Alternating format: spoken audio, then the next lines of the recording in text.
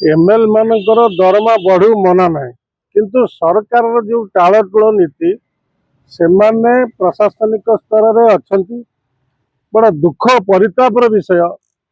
1993 मसीह जितेबले Janaki Patnaik government period रे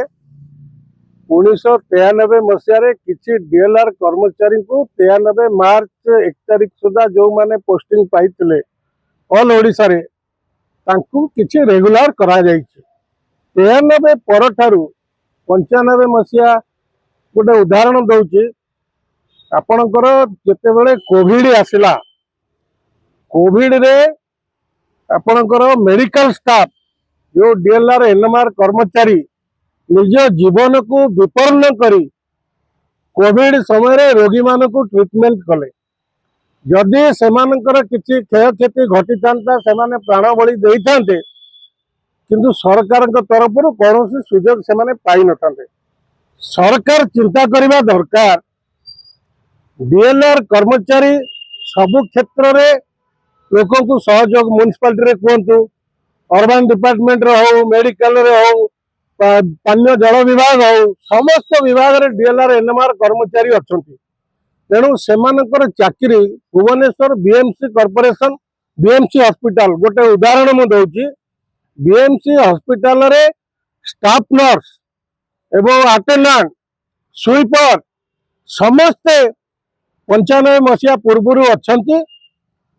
कर्म कहार 8 वर्ष चाकरी अच्छी कहार 9 वर्ष चाकरी अच्छी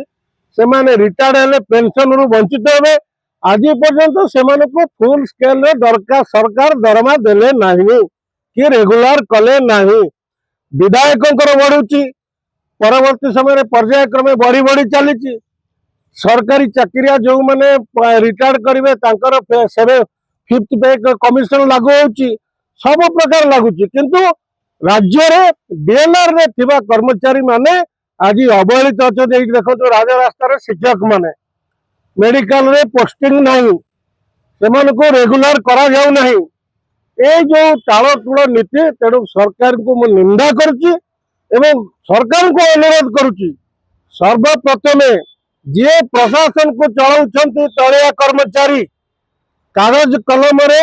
लोक मानकर वार्धक्य भत्ता विधवा भत्ता पेंशन सब कागज पत्र अप टू डेट कर गवर्नमेंट को पठाउछंती सेमाने आज अवहेलित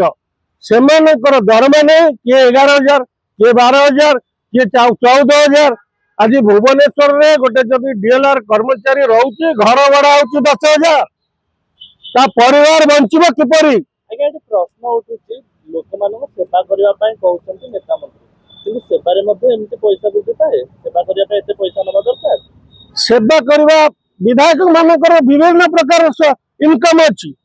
गोटे विधायक 5 वर्ष विधायक हेले सारा जीवन से लक्ष टंका पेंशन पाइब 40,000 आगुरी पाउतले 20,000 40,000 40,000 आसी लक्ष 1.5 लाख टंका पहुंचला फेर दरमा बढ़ु आजीवन से माने राजनेता लोकों भोट रे राजनीति किए आसिचंती एवं निर्वाचित होती से लोक मान किसी करूना जो माने भोट देइचंती जो कर्मचारी माने भोट देइचंती से आज अवहेलित ओडिशा रे अछंती तेणु राज्य सरकार को मोहन माझी को अनुरोध करुचु आग सर्वप्रथमे बीएमसी भुवनेश्वर म्युनिसिपालिटी कर्मचारी एवं बीएमसी रो कर्मचारी स्वास्थ्य विभाग कर्मचारी जिते डीएलआर रे अछंती 95 मसीह से आग रेगुलर करंतु कहीं 8 वर्ष 9 वर्ष चाकरी अच्छी चाकरी जीवन सरीगला घर खंडे करें पिला उच्च शिक्षित करें निजर बचापी भविष्य निधि पंटी तैयारी करें से जिते रिटायर्ड हो सबुथ वंचित हे तेणु आटलिस्ट फुल स्केल रेगुलर कर दरमा गंडाक पाइले हूँ से बंची जा पारती परवर्ती समय प्रश्न जो सरकारी कार्य को विरोधी हस्तक्षेप कर विरोध करता ये जो निष्पत्ति निगला सब विरोधी हूँ समस्त सहयोग कर विधायक प्रश्न आसूची समस्त विधायक भर अच्छा पैसा क्या आवश्यकता नहीं तेणुक प्रश्न आसूची